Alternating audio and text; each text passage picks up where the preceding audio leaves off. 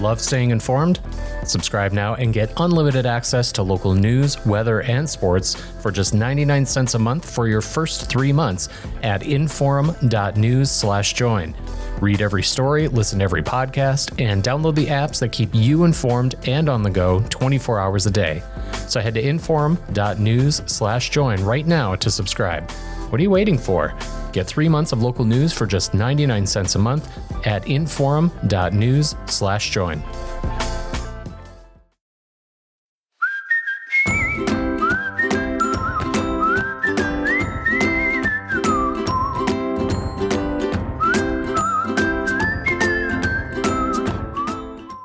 Welcome to Plain Talk. We're doing the episode early this week on Thursday instead of Friday, so there won't be a Friday episode. We're doing Friday's episode today because, well, there was a debate last night, a presidential debate, and in the world of this podcast, that's kind of a big deal, so we wanted to talk about it right away. Joining me, of course, is my co-host, Chad Oban, and former NDGOP Chairman Perrie Schafer, who was in Milwaukee, in fact, is still in Milwaukee. We have a very nice view of, is that an airport lounge or your hotel room? I can't tell. It is in my motel room, and I leave in about an hour and a half. So. About an hour and a half. So we're going to try to, we're not going to go overtime with this podcast. We're not going to make Perry miss his flight out of Milwaukee because who wants to be stuck in Milwaukee?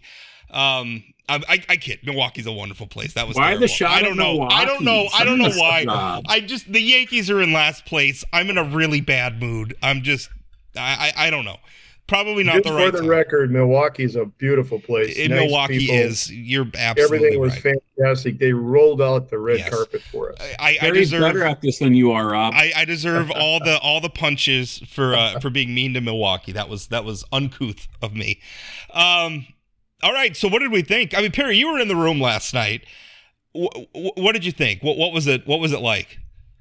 Yeah, well, it was awesome. First of all, obviously about 18,500 people in the room in the Milwaukee Bucks stadium. So that's awesome in itself. It's a fantastic venue. But to be frank, I was impressed with Nikki Haley. She did a really good job, in my opinion. I think that DeSantis held his own, and I think it helps him, to be honest. I like Tim Scott a lot. Vivek, I got to be honest, he reminds me of a very young Perrie Schafer back in the day, arrogant and full of himself and very accomplished for a 38-year-old. But I was totally felt disrespected by him. I was not impressed with his with the way that he presented himself and just the some of the comments, I guess, that he made. But overall, to be a part of the first NDGOP debate for 2024 was a pretty awesome situation for me. So Perry, obviously, Sure. Governor Burgum being on the stage was a pretty big deal for North Dakota. I thought his opening line about being from a town of a few hundred people was pretty good. But I got to be honest, he got lost from my perspective, sort of watching this. And what it reminded me of is 4 years ago, I was supporting Steve Bullock, the governor from Montana, who was running for governor. And it was the same deal. He got on the stage and he was way off on one side. And there was this great debate happening in the middle of the stage and all these other things. I thought Burgum's lines were good. I thought when he had a chance to answer, but did he do what he needed to do last night? And I'm not sure it's his fault. I mean, I liked his answers, but I don't know that nobody's talking about him this morning, and that seems like a problem. It is a problem. I was obviously a fan of Doug. I've worked with him hand in glove for the last 2 years as the NDGOP chairman, and Doug has got the best interests of North Dakota in mind. There's no question about that. And he put North Dakota on the map last night in a small way, actually. But no, I don't think that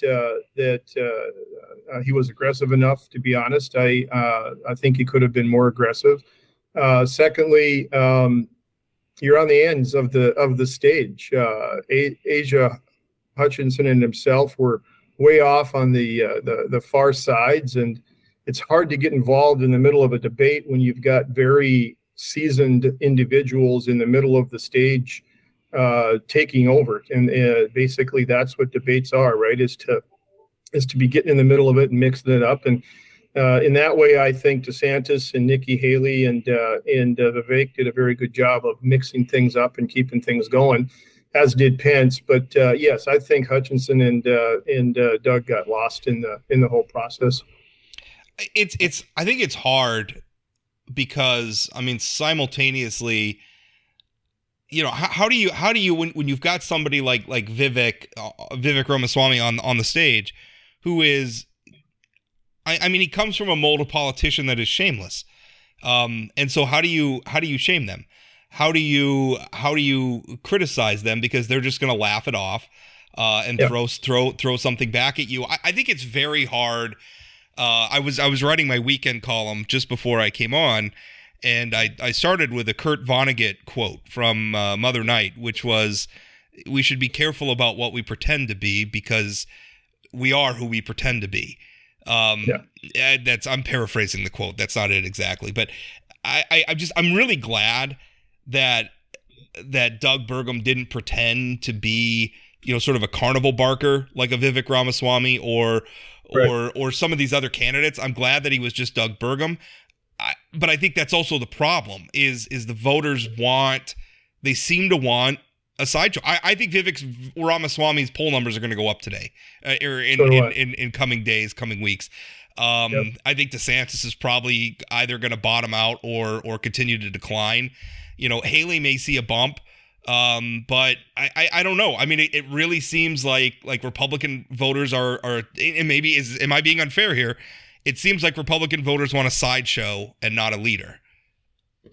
I hope you're wrong, to be honest. To be honest, sitting in the crowd and watching the interaction going back and forth, I think Vivek was very well scripted. I think he was told to be smiling and be energetic and be, it's the old John F. Kennedy, Richard Nixon debate, right? I mean, which one would you rather vote for? And that's what I think he was instructed to do. And to be honest, I honor his story. I look at where he came from. I look at the new Republican in him. I look at a 38-year-old that is very well accomplished in business. But to be frank, what has he done?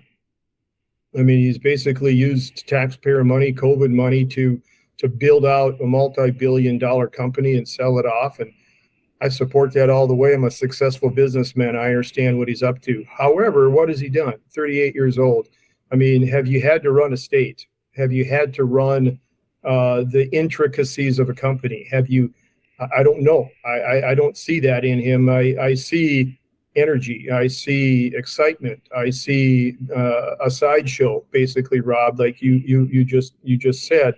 But what have you really done in terms of actually having to run something? When they talked about Israel, when they talked about Ukraine, when they talked about Taiwan, he bombed, to be frank. I mean, there's no way we want to have an enemy within Israel. I mean, that is our one place in the middle of a very disruptive area in this world that we need to have.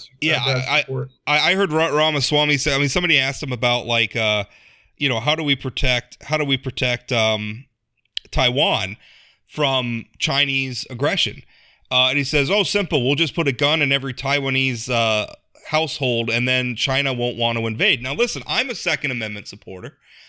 I think gun rights are important, but that is not a coherent strategy for blocking Chinese aggression against Taiwan. Like that is nonsense, right? That is talk radio stuff. That is not real world stuff. So, but he says stuff like that, and people like it, and mostly don't care that it's not workable. Like that makes no sense. He should be shamed for that. Like that should be embarrassing for him, but it's not. And we live in a world where that sort of thing is not embarrassing for a candidate like Ramaswamy, and I think that's the problem.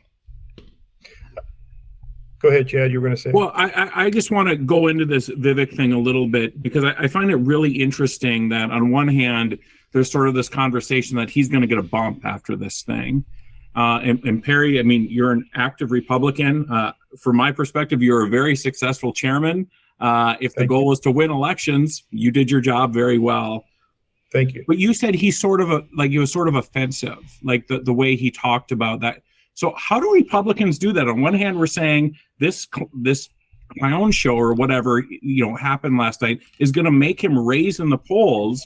But at the same time, he bombed on Israel. He bombed on all these questions. How do you balance those things so the Republican primary isn't some sort of, carnival barker sort of thing. I mean, I think he's a real problem for the national GOP.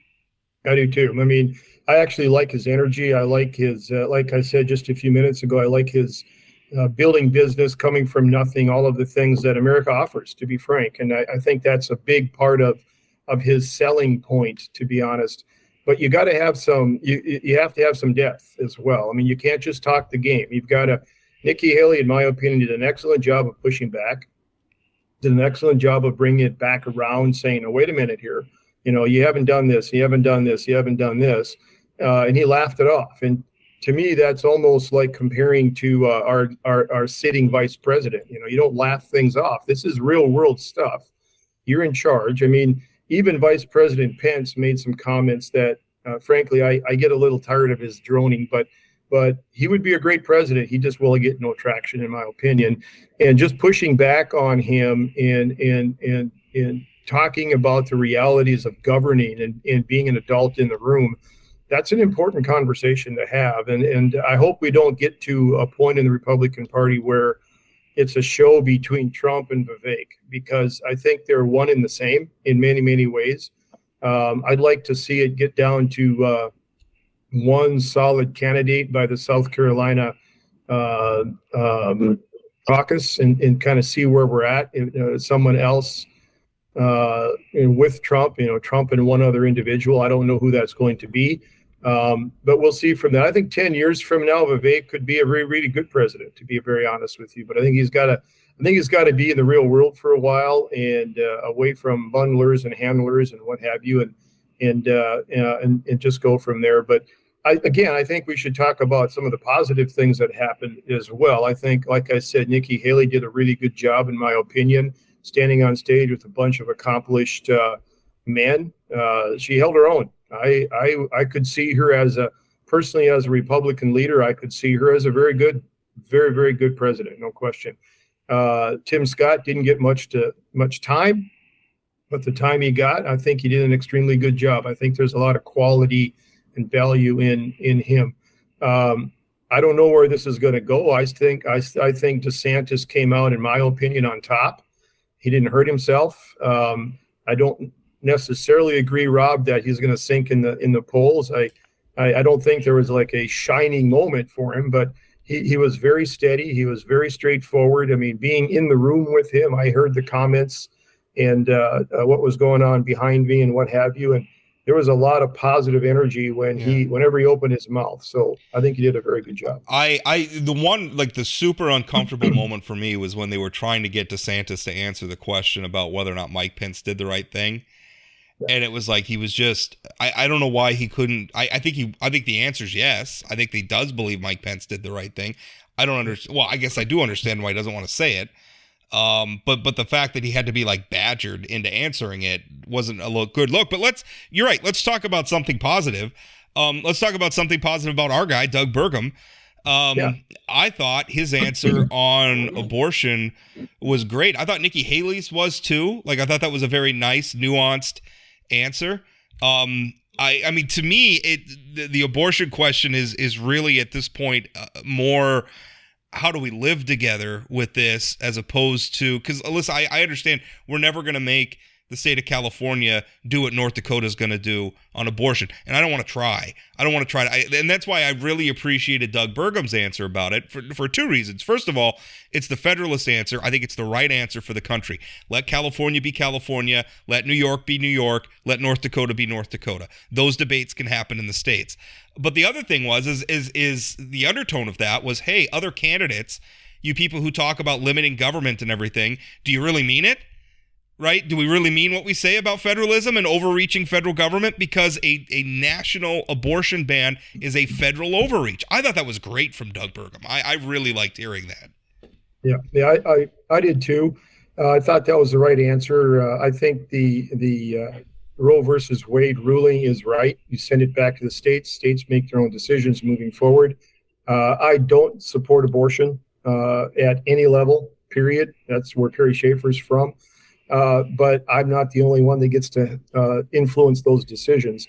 I don't believe abortion is a contraceptive, to be frank. I think there's other ways to deal with that kind of a situation. However, it's something that the Republican Party is going to have to deal with. There's no question about it moving forward. And I think each state should have the ability, as we do now, to make our own decisions. But Rob, I also agree with your point about over legislating. We're supposed to be a party of less regulation. It's supposed to be a party of more freedoms, less government control. And in many cases, we're probably in some cases moving the wrong way, where we're legislating everything. Attitudes and social issues and opinions get legislated, and I don't know that that's the right move to make either. Perry, you mentioned Nikki Haley, and I'll be honest. I thought she killed it, which I think is the conventional wisdom right now. But as I think about it, I think she had a great general election debate last night, and I think it'll be interesting to see how it plays in the primary. I think she'll get more attention, which is a good thing. But like her going after the GOP on spending and the debt and whose fault it was, I thought it was really, really good stuff. And not just the GOP generically, Trump specifically. Right. She name checked him. And her abortion answer, I thought, was good and nuanced and sort of based in political reality, that we have to figure out a way that it's not just going to happen by hopes and prayers that there'll be a national abortion ban, which I oppose, by the way. And then Ukraine, her sort of understanding of foreign policy compared to anybody on that stage sort of stood out. I'm not sure any of those issues are issues that the average GOP primary voter agrees with her on. Like if Trump's at 57% or whatever he is, and you're saying Trump's the reason we have this debt, he's wrong on abortion, and people are all over the place, it seems like, on Ukraine, how does she get like I feel like this is the most difficult it is to get traction in the primary and not ruin yourself for the general election. So how do you think Nikki Haley, who, as somebody who wants Joe Biden to be reelected, she's the one that scared me up on that stage last night, right? How does she get traction in the primary and not completely ruin herself for the general election? Yeah, that's a good question. I don't know the answer to that. I think she can beat Joe Biden, frankly, Chad, head to head. I think she'd win hands down, frankly. I don't know if she gets there, to be honest. You got to win the primary, and I think the American people have to make that decision. I think that her answers were the most educated with respect to certainly foreign policy. She can stand her ground. There's no question about that. She certainly had a mom moment a couple of times with Vivek, pointing fingers and waving fingers and what have you. But I can't blame her for that, because frankly, I would have gone after him too with some of the ways. Somebody had to change his diaper. Yeah, and I think he's an up and coming Republican. I think he's got a future in our party. But back to what you had commented on, Chad, I don't know where it goes from here. She's certainly not a showcase. She's not trying to be everybody's everything. She's being straightforward on what she believes. And frankly, as an older Republican that's been doing this a long time, she impressed me very, very much last night. I didn't know that she could get traction, against some of the big hitters like DeSantis and even the New Jersey governor, who I think is a bully. But she held her own. She did a good job. Where this goes from here, I don't know. There's another debate in a month. I really think the Republican Party has to start funneling this down now. I don't think 8 people on the stage. I think for the first debate was good. Second debate, no. I think we need to think about where this goes from here. Do you think Doug Burgum should be in the second debate? I think Doug is going to have to make a decision. Frankly, again, I'm a fan of Doug. I like him very much. I think he's done a wonderful job for the state of North Dakota. No question about it. Could he be a good president? Yes. There's no question about that. But there's a point where, it's good money after bad, right? You got to make a decision at this point. And I'm gonna let the Burgum campaign make that decision. Perrie Schafer's not involved in the Burgum campaign, but there's a point where you got to look at it. Is there a road to the White House? Frankly, I think Tim Scott needs to look at it. I like him a lot, to be honest, as an everyday Republican. But can he get to the White House? I don't know. I don't know the answer to that. So I think it's got to get smaller. what the rules are going to be going forward, I'm not sure. So, well, what is it? I mean, let's talk about that for a minute. What does it take for Doug Burgum to? I mean, at this point, a good pundit has to acknowledge that there's still a chance, right? There's still a path, I guess. It just seems very, very unlikely at this point. But I mean, my formulation was, Trump's got to fade. I don't know that any of the candidates on that stage have a chance unless something happens with Trump that causes his supporters to go somewhere else. And at that point, if Trump supporters are going somewhere else, then also they have to land with Doug Burgum. Technically, that's possible. It just seems unlikely. I don't see it happening. So, I mean, at this point, I mean, if Doug stays in the race, what has to happen? Can he make that next debate too? By the way, because I think the national polling it's up to 3%. He's hit 3% in Iowa and New Hampshire, but he, more often than not has polled at 0% nationally. I'm looking at his Real Clear Politics rolling national average. He's at 0.6. And I just don't know. I don't know that he can qualify for the next debate stage. And by the way, I should say he's already got the donors he needs. I mean, he's already hit, because I think the threshold goes up to 50,000. He's already hit that apparently. But he needs the polling, and I just don't see that he's going to get a national poll where he comes in at 3%. I don't see it. So, yeah, I agree with you. I don't know what direction he's going to go. Doug is a very self-made man. I mean, he's gotten himself to the stage this time. Would I doubt that he could do it the second debate? No, I don't doubt that. I'm sure he could.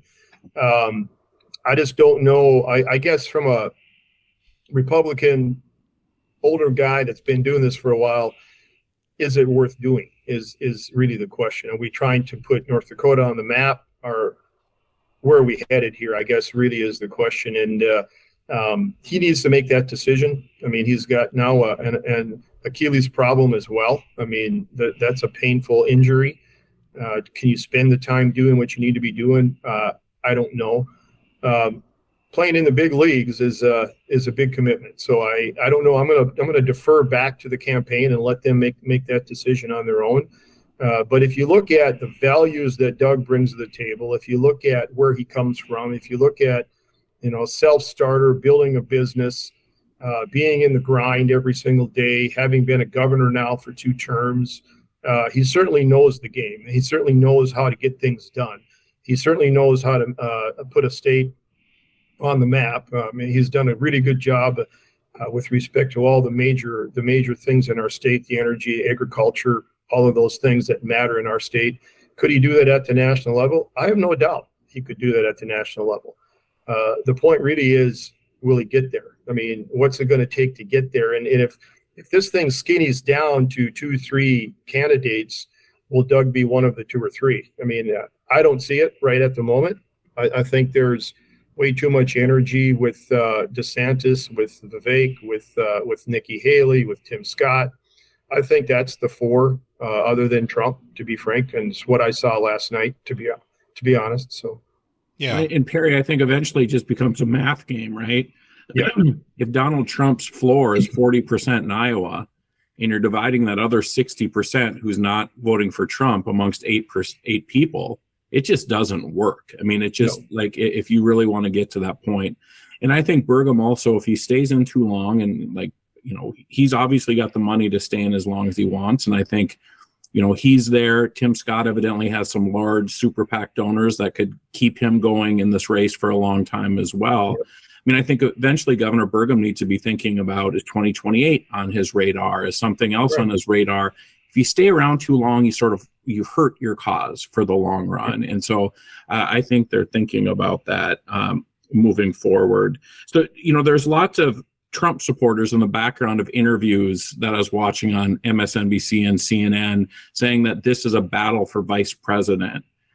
Do you sense with the people you're talking to that they sort of see this, and the people who were on stage last night, that it's a done deal, that these guys just want to be vice president, that Trump's going to be the nominee? Or, I mean, do people think this is going to get competitive at some point? I think there's 2 answers to that. I think there are certain individuals on that stage last night that would settle for VP, and we can talk about that. But there's also individuals on that stage that have no interest in being Trump's VP. Doug Burgum, I believe, is one of those. I don't believe he's trying to be the VP of the United States of America. I mean, is he looking for some other position in a cabinet position or whatever the case may be? I don't know. I mean, Doug and I have not talked about that, but I don't think that someone like Doug would be in it to take second place. I think he's in it to take first place. And there's a decision that the campaign has to make at some point. I think Chris Christie wants to be president of the United States. I don't think he has any interest in working with or for Donald Trump, if Donald Trump's the guy. The rest of them, maybe. I mean, there could be some. I don't think DeSantis really has any intention of losing. I think DeSantis thinks it's going to come down to him and Trump, and he might be right about that. So, I mean, could they make some? You go back to the Reagan-Bush time frame, right? It came down to Bush and Reagan. They made a deal. One was 1, one was 2, and they actually governed very, very well. Could that happen with Trump and DeSantis? I don't know. But I don't think those three have any interest in being the number 2 guy. Now, the other ones on stage, maybe so. I wonder, people looking at what happened, you look at the number of cabinet officials who now actively oppose Donald Trump and are on the record. I mean, Jim Mattis, Rex Tillerson, I mean, down the list of people, Mike Pompeo, who just are on, and then you look at how Mike Pence was treated and wonder who would sign up for that. Maybe Vivek Ramaswamy. I mean, clearly he's got no problem with any of that stuff, but I don't know. Like, if you're a Nikki Haley, do you sign up, to be stuck in a Trump administration for another 4 years? I mean, look at the number of people who are criminally indicted now as well. I mean, and Trump's not, I don't know. I mean, to me, that's part of the calculus. I mean, why we're not talking about Ronald Reagan and George H.W. Bush, whoever else you want to think about them. I think we're honorable people. We're talking about a much different situation. Let me ask you this for state politics. Do you think it's likely Doug runs for a third term? Because that's the other big open question is if that governor's race is open, I gotta think there's a long list of we have a lot of Republicans who would like to move up the ladder in this state. And that's, a testament to the success of the party. Don't get me wrong, but an opening is going to create a cattle call, I think, where there's going to be a lot of people who want that job. Yeah, there's no question about that. I don't know. I mean, to be honest, Doug and I have not talked about that when I was chair. We haven't talked about it now that I'm not the chairman of the party. If I guessed, I think he would run for a third term. I don't think there's any question in my mind about that. If he doesn't run, would there be a cattle call of individuals that would be interested in that position? I think so. I think there's a lot of individuals out there that could be very, very good governors of the state of North Dakota. We'll see what happens. I mean, I think the decision that Doug makes moving forward here now over the next month with respect to his presidential run will help make that decision.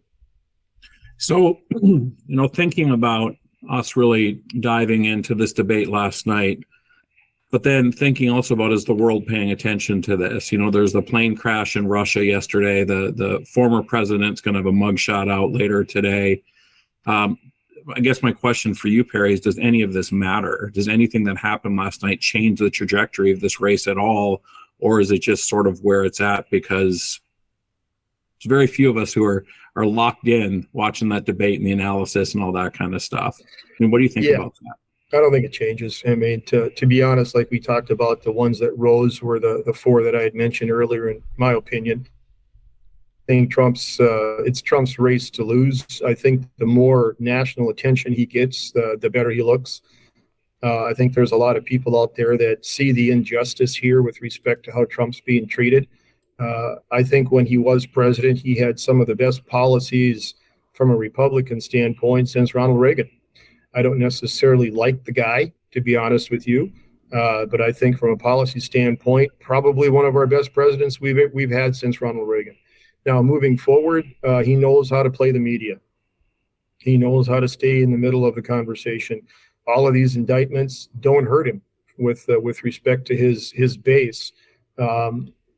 I'm not sure how effective of a governing job he would do with all of this stuff in the background, but let's see what happens. I do agree with Nikki Haley on the point of let's let the American people decide.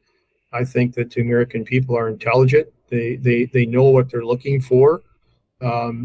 It's too early to make a decision as to Donald Trump. I mean, he's got a huge lead right now, but if you go back to when he ran the first time, he wasn't on the radar. He wasn't on the radar till later in the process, and then of course he took over from there. But I think it's too early Chad, to really make those decisions or even to opine on where Donald Trump's going to end up. Perrie, thanks for your time. Yeah, thank you, gentlemen. I will catch my flight and head back to beautiful North Dakota. Hi there, my name is James Wallner. I produce and host the podcast Dakota Spotlight, a true crime podcast that tackles historical and unsolved crimes in the upper Midwest. Follow along with me as we search for a missing girl, attempt to solve a 45-year-old murder, and much, much more. That's Dakota Spotlight Podcast, anywhere you get your podcasts, or at inforum.com/podcasts. Okay, second half of our post-debate show, and we just finished up with NDGOP Chair Perrie Schafer. Now we're going to continue. We're joined by Ben Hanson, making a rare non-Wednesday appearance on the podcast. Ben, welcome. Howdy. Thank you. Howdy. Ben, what your reaction to the debate last night? What did you think? I mean, first of all, Burgum specifically, how do you think he did? And then just generally, what were your impressions? Well, for Burgum, I'm guessing I wasn't present for the first half, but I'm guessing you guys might have said a lot of the same things. It's mean to say, but I can't imagine spending this much money and that much time to do so little on your national stage when you get up there. And I think he's a little Midwest polite in that he doesn't want to interrupt, but when you look at that stage, you got to know that that's what you have to do to get any kind of attention. If you're on the stage with somebody like Vivek Ramaswamy, then that's the game you have to play. You don't have to be him, but you're gonna have to be aggressive like him. Test the waters maybe, but after the first half hour, and not getting in more than he got in. He spoke three times in the first half. Wow. He spoke 8 minutes total in the 2-hour broadcast. So trying to, and it's kind of impossible, but trying to take, our perspectives out of this, where we know who Governor Burgum is, and it's fascinating to us that North Dakotans running for president. If you're a swing voter or say a dedicated Republican voter in even not one of the early states, you live in Ohio, you live in North Carolina, did you even remember Doug was on the stage last night? I don't think so. And I think that's a failure. I don't, if I were his campaign staff, I think the most productive thing I could do next time is do a practice debate round immediately before, like within 2 hours or whatever time they have, and be incredibly combative with him and force him to respond to me in ways that are, I think, deeply uncomfortable for him. But he's going to have to if he wants to get any kind of message out.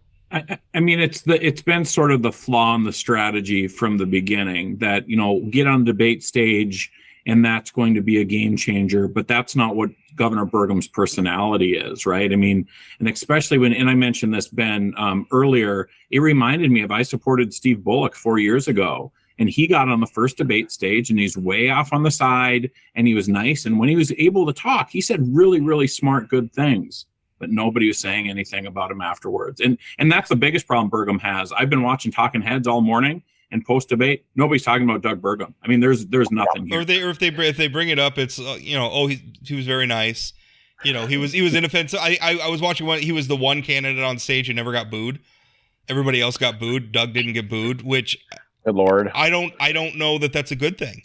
He even looked nervous sometimes to give answers. He looked a little deer in the headlights at times. He kind of tripped up, and hey, if I could barely stand on one of my legs, literally from an accident that's not his fault from the previous night, I'd be distracted too. But unfortunately, it's your time to shine, and you just gotta kind of operate under bright lights. And I don't know if I don't think he was operating at peak performance under bright lights. Well, and Chad, I actually hadn't thought of the Seth Bullock comparison. That's a brilliant comparison, because Seth Bullock has a lot of people who know him, who passionately supported his run for president and thought, oh my God, if we could just get this guy into a general, he's going to be fantastic. And I'll bet in a lot of ways, in a lot of situations, they were probably totally right, in the same way that people who know Doug Burgum from Great Plains days, we see in North Dakota saying, we really got to back this guy.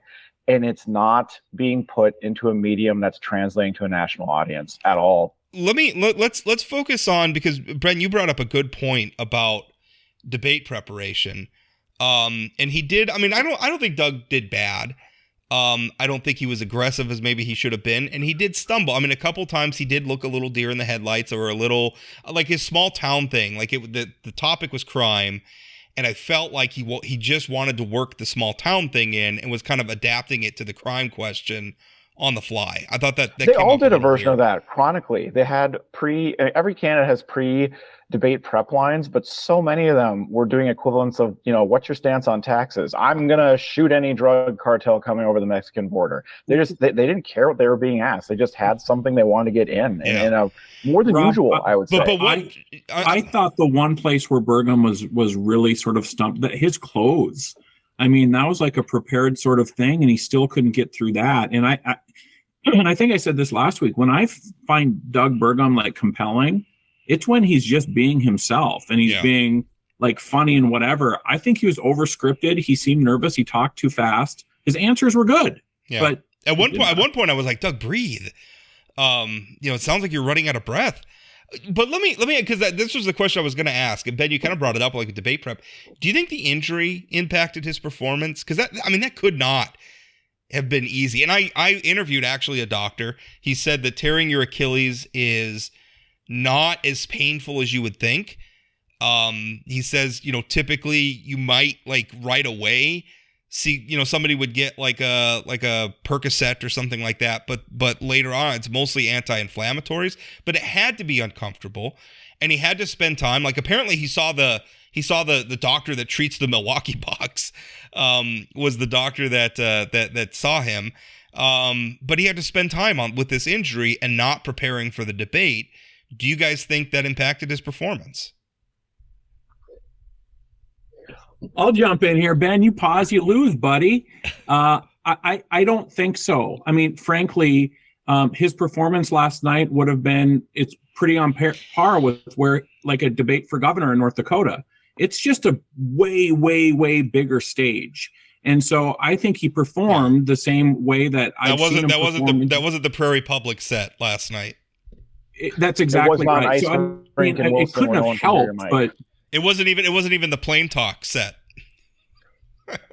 No, it could. No, I agree with Chad that he did look like a deer in headlights, and I think where one of the places that he is strongest, in addition to being himself or cracking dad jokes, is when he's able to do a very long build-up or try and undermine something that is considered to be consensus that he'd like to undermine. And if I were his debate prep coach, the tip I'd give him, besides being much more aggressive and being willing to interrupt, is do only Vivek Ramaswamy and somewhat Chris Christie did the thing where they broke the fourth wall, quote unquote, and called out the game instead of calling out, directly responding to their opponent's attacks.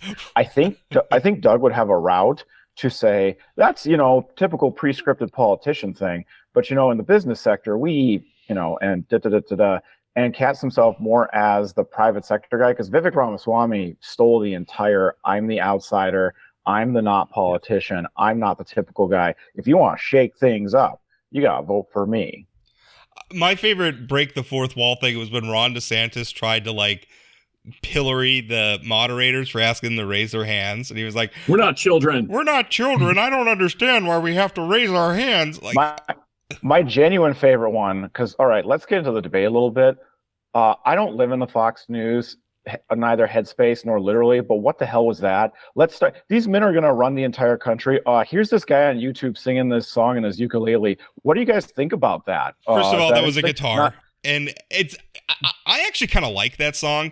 And I say that I say that I like a lot of songs. That's right. A debate question. But it was super weird. I thought Fox overproduced it. We're 15 minutes in, and it's we've asked one question because we're watching you fly a drone through the stadium, and now Yeah, this is like when you show up early to go see a Marvel movie at the theater or something, and they're playing ads for restaurants at the beginning, and then they're paying 20 minutes of ads for other movies. And it's like, this isn't what I paid a ticket for. I came here to hear these candidates. In the galaxy of like stupid presidential debate gimmicks, remember the time where they were taking like recorded video questions from like YouTube, and the candidates got asked a question by a snowman. Do you remember that? Like that happened. I don't remember the snowman bit, but I remember that was a real thing. So my genuine favorite. I guess my argument is it could have been a lot dumber, but it was pretty dumb. I think the overproduction is also inconsistent. Like, so they go to a student question, and then there's a video of Biden saying this. It's like, it just felt, I agree, overproduced. But I think, going back to Burgum just for a second, I don't think this is about debate prep. I mean, this is who he is. He's sort of deep. He likes to talk. He's long-winded. And it's hard for a guy like that to get to a system where he's got to be in 2-minute sound bites. And there's all this stuff going around social media about, play the Burgum drinking game or whatever. McFeely had a column. We've heard all that stuff over and over and over and over. The national audience. Nobody else has heard that stuff. And he's good at staying on message. It's just sort of, my reaction column had a critique from somebody on Twitter who I know is not exactly a Burgum fan, but one of my critiques was that, his answer was kind of like, if you've heard any of Burgum's interviews in the last couple of weeks, you've heard this before. He's not exactly breaking new ground. And his point was, well, most of the people watching this have not watched any Doug Burgum interviews. I've watched them all. Nobody else has watched, or very few other people have watched them all. So, fair point. It's easily his time to introduce himself to everybody, but I don't even feel that he introduced himself to everybody. I don't think somebody, again, going back to that person that's paying attention for the first time, that might even be a dedicated Republican voter in a non-early state, they don't know that he was a software executive. They don't know the small businessman story. They only heard that he's the governor of North Dakota and that he'd back up and say, I'm a pro-life governor from a really pro-life state and a cowboy, Ben, and he's a cowboy. He didn't even say that, though. He said something about riding horses in the Badlands, and then he kind of cut himself off, and it was awkward. You couldn't really understand what he was saying. And then the North Dakotan on the stage was the only one scrupulously paying attention to the bell. But I saw like a New York Times columnist this morning who did sort of an analysis and said Burgum and Asa Hutchinson were the big losers, which is sort of what a lot of people are saying. But they said nobody knew why Doug Burgum was running for president at the beginning of the debate, and nobody knows why he's running for president at the end of the debate. And I think that's the biggest problem that Doug Burgum faces, and leading to the questions that Perrie Schafer was asking about, where does this go from here? I thought, because I mean, the argument was he needed to have a moment at the debate. I think that really could have helped him. Something that would have made everybody be talking about him for the next week and over the weekend. And maybe that turns into enough national polling to get him onto the second debate stage. It didn't happen, but the moment I was hoping for is that, when you had this sort of childish scrum that was happening, I kind of wanted him to be over, stage right, saying, will you guys grow up? So, something about that. Like, will you get serious? Rise above this question. And he almost, he evoked, when he evoked China, and it felt random because he wanted to talk about China, he did kind of insist, we've been up on this stage for an hour and we haven't talked about our number one adversary in the world. It's like, that's getting there. That's close to getting there. But more than a moment, he was also using that as a way to dodge the Trump question.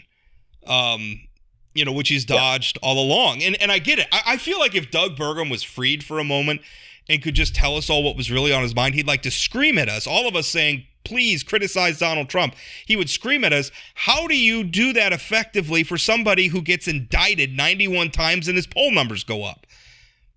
That's the quandary that he's facing. And I get it. It doesn't mean that it's right to stay silent. I'm not defending it. But I get it, and which really is kind of the problem. I think Doug Burgum was Doug Burgum on that stage. I think Doug Burgum would make a wonderful president for this country. The problem is Doug Burgum being himself is not what Republican voters want right now. They want but Rob, Donald Trump. Let's not give too much credit for being silent. I mean, he did raise his hand when asked if he'd vote for a guy who, and the only two who didn't were Chris Christie and Asa Hutchinson, and that they ain't going anywhere, right? And so some of this is you reap what you sow, and maybe Doug Burgum should run as an independent, because then he could be himself. But I don't know. I worry at the end of this election, the two things that people are going to remember about Doug Burgum is he would give $20 for a $1 donation, and he ripped his Achilles playing basketball, and that's it. And he's got so much more than those two things. I agree. So if he likes to use business sector metaphors as, how he looks at political strategy. If you're trying to raise money right now, or if you have a stock or a product, that product or that stock is failing. And you look at the marketplace, the metaphor is awkward, but it's not working. So you need to change strategy. I think it's clearly. an apt metaphor. Is he going to do it? Where's the market for Doug Burgum in the Republican base? In the general, I think that might be a different question. If he's in general election competition against Joe Biden, where's the market for? I think that's a different question. Where is the market for Doug Burgum in the Republican base right now? We've talked a lot about the fact that what Burgum is counting on is sort of Trump coming back down to earth. I don't see a scenario where people who have been with Donald Trump this whole time will now vote for the guy who vetoed a voucher bill, vetoed the trans athlete bill, vetoed a mask mandate. I mean, even if Doug Burgum starts to get some oxygen, once all the things that he's done in North Dakota that I like start getting out into the public with the Republican primary voters, it's just going to come right back down to earth. Well, that was something. I actually think Chad brings a really great point. I think Doug is at the point right now where if Trump just became a non-factor for whatever reason, which I don't think is going to happen, I think he's well behind in the existing field. He's done nothing to move his numbers up. He's got 4, 5, 6 people in front of him. I think Tim Scott would beat him right now on a national stage. And Tim Scott's has been elected to the United States Senate multiple times and has a business success story of his own from South Carolina to tell. So it's not nothing, but how are you getting in front of these 5, 6 guys, let alone the actual nominee right now, Donald Trump, who we spent no time barely talking about last night? How do you, one thing that I guess, I don't know. I don't know what else to, because it seems like we just keep coming back to the same thing. I don't want to say, and by the way, your point, Chad, about, Trump voters, where's the market? One of the things, like if Doug did catch on and all of a sudden he gets up and he's got 10%, he's got 15%, and he starts getting some traction. One of the things I saw all over Twitter last night, right around the time where he started getting attention for the leg injury, right? And a lot of people were reporting that, and, is he going to be on the debate stage? Immediately saw the Bill Gates memes start coming out, right? Oh, yeah. How does Doug Burgum Bill Gates is a bête noire for the Republican base. How does he extricate himself from Bill Gates? Bill Gates donated money to his gubernatorial campaign. He did a big business. Bill Gates is at the center of his business success story. So, something like that. I just don't. And I'm saying this. I want Doug Burgum to be the sort of candidate that Republicans want. He's just not. And that's a terrible thing. Like, I don't know how many words I have expended writing about how much that is the problem with the Republican Party right now. But it's true. And nobody, by the way, everybody's talking about, like, well, who can win? I didn't hear a lot of talk last night about electability against Joe Biden. Because that's the other thing everybody's so concerned. How do I beat Trump? And I don't want to make Trump voters mad because I want Trump voters to come to me if Trump fades or whatever. The fact of the matter is, you're going to do that. Trump's going to be the nominee. And if you're a Republican, Trump's going to lose to Joe Biden. He is going to lose to Joe Biden. He lost to Joe Biden once. He's going to lose to Joe Biden again. Last night was a really good night for Donald Trump, which means it was a really good night for Joe Biden. Speaking of which, did you guys ultimately? I didn't see anybody on the stage. I mean, like I said, I think Nikki Haley did a great job. I don't think it helped her in the primary. Her talk about blaming Trump for the debt, and I mean, she was being honest and she was being good. I just question again, like Doug Burgum, is that what Republican primary voters want to hear, or at least a large enough faction of primary voters to win the nomination? Speaking of which, did you guys spend any time at all like watching the Trump Tucker Carlson interview? I was going to, and I didn't get to it this morning. You didn't? I want to know, by the way, in the whole media ecosystem, this quest to seek views online. Supposedly, it had 110 million views on Twitter. I don't know how much I trust that. Well, the problem is it's everybody who, because I think if you scroll by and like even a second of the video plays, it counts as a view. So I count as a view despite the fact that I watched the first like minute or two. And I intended to watch more. I just didn't get to it. Or even, I mean, if I have no intention to watch 1 second of that interview. Right. I mean, Chad, you're not a big Tucker Carlson fan? I mean, the thing is, you don't have to watch to be a fan. I mean, I think I was interested in like, well, what are they thinking is effective counter programming? He was asking him questions. Tucker Carlson asked Donald Trump if he thought they were going to kill him. Do you think they're going to kill you? Like, as in, like, I guess assassinate him, like the deep state's going to assassinate. I mean, that's the sort of things they're talking about, whether or not Epstein killed himself. I mean, it was remarkable. I mean, I guess the one thing is they spent more time talking about Joe Biden than they did any of the Republican candidates on the stage. But I think at this point, Trump doesn't feel like he has to talk about him. Trump doesn't feel like he even has to be on the debate stage.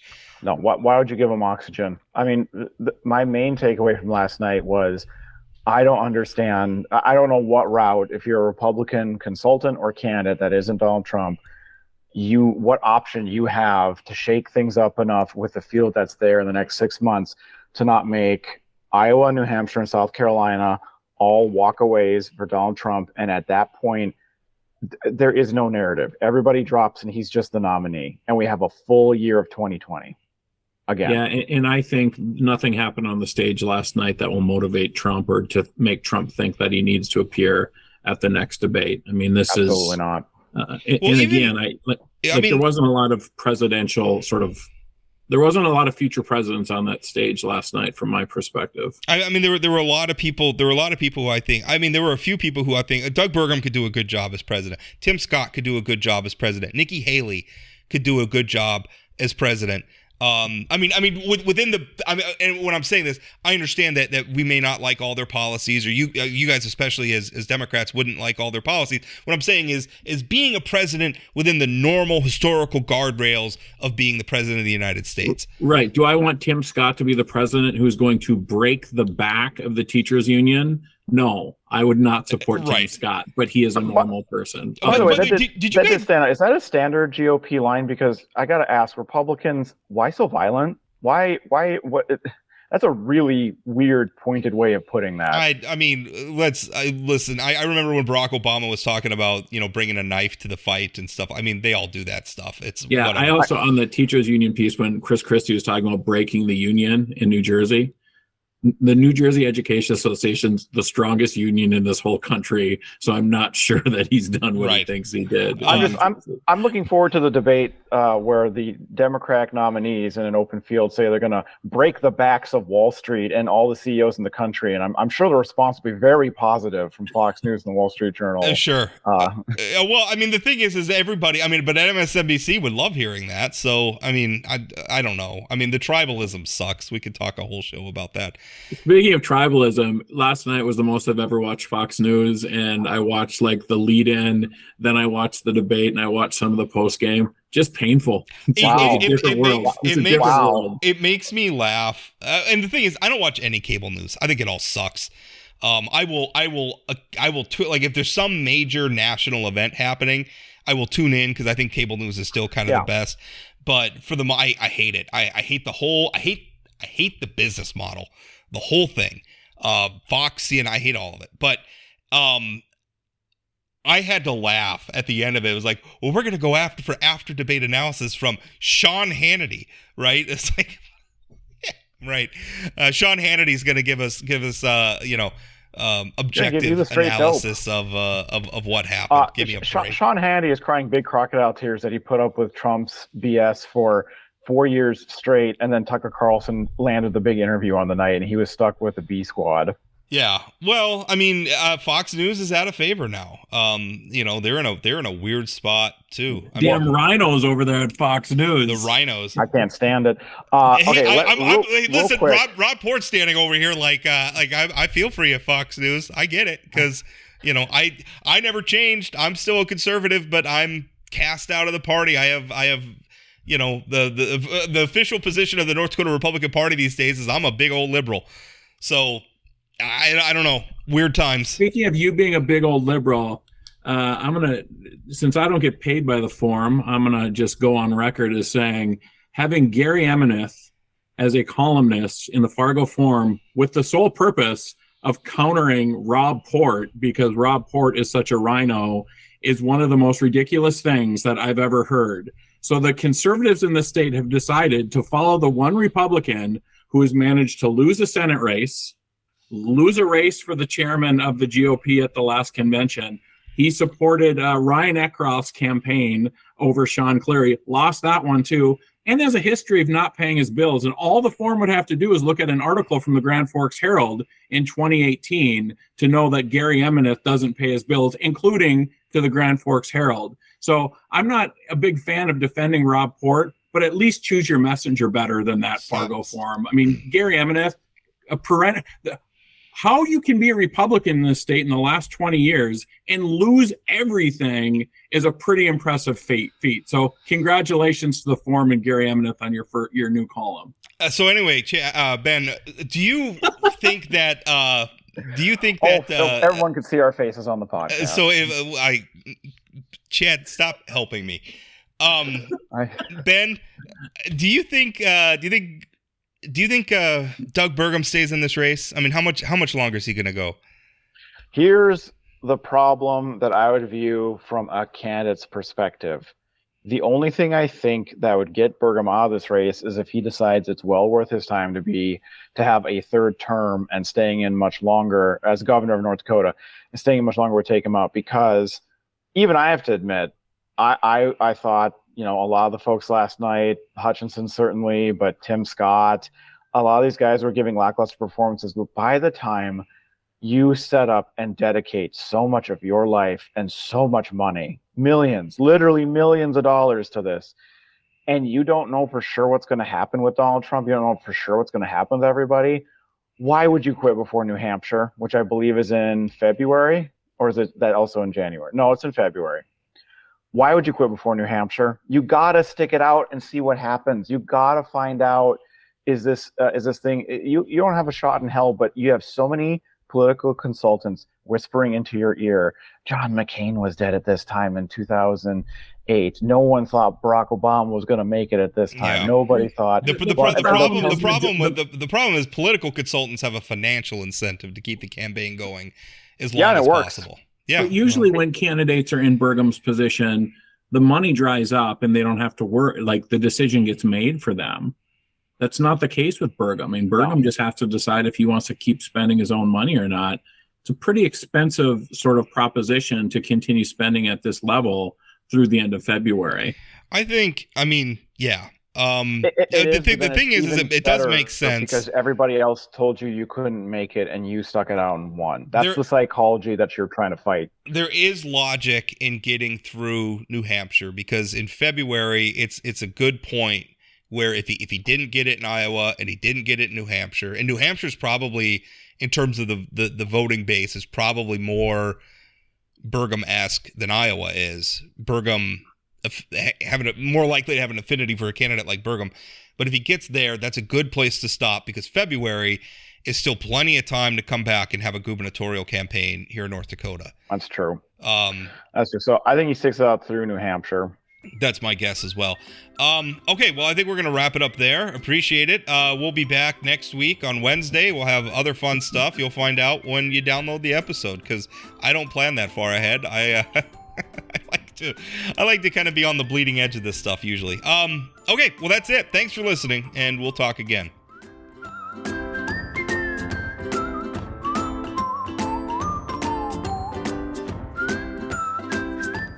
Did you know Forum Communications Company has a robust podcast library?